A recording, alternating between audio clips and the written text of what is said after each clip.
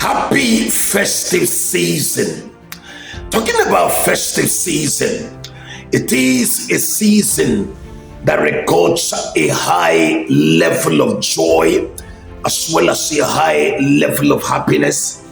But that's not all. It equally records a high level of criminality and a high level of death. All right? For a very few minutes, I would like you to take these tips on how to stay safe, on how to stay strong, on how to stay powerful in the course of the festive season.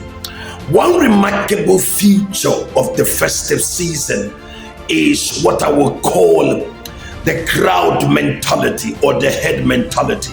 A lot of people trooping in to shop, a lot of people gathering to drink, a lot of people gathering to party and all of that.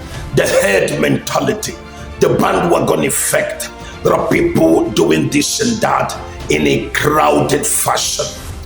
The likelihood that somebody is going to actually lay down their guard in the midst of all that crowded atmosphere is inevitable. So here is the tip for you to stay safe. Always watch your environment when you are in the crowd, going to shop, in a crowded, hectic traffic. Watch your environment. Situational awareness is very critical. The Bible says in 1 Peter chapter 5 verse 8, be sober and be vigilant. You see, he did not just talk about being vigilant, he talks about being sober. In other words, your sobriety is what shapes your vigilance. If you lose your sobriety, you will stop being vigilant.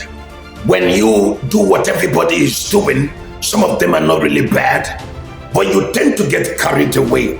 When you're carried away, you're going to be taken advantage of.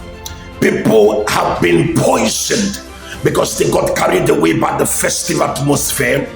They ate more than they were supposed to eat. They ate where they were not supposed to eat, and they got carried away. They drank more than they were supposed to drink, and they got carried away, got robbed, got raped, or even got stabbed.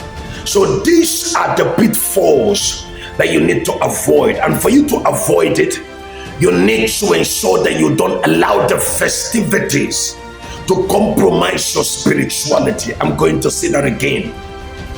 You need to ensure that the festivities do not compromise your spirituality, because essentially we are spiritual beings dealing with physical realities. All right? And in order for you to effectively and proficiently deal with physical realities like the crowded spaces, the festive atmosphere, you need to ensure that your spirituality is not compromised.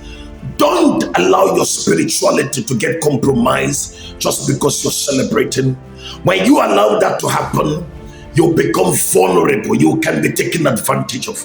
All right? Jesus is still the reason for the season.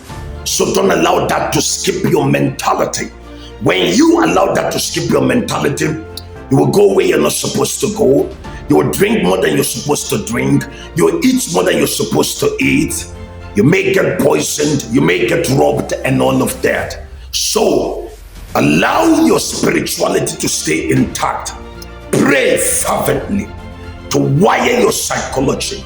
Don't get carried away by any festive atmosphere. While you celebrate with your families, watch where you go.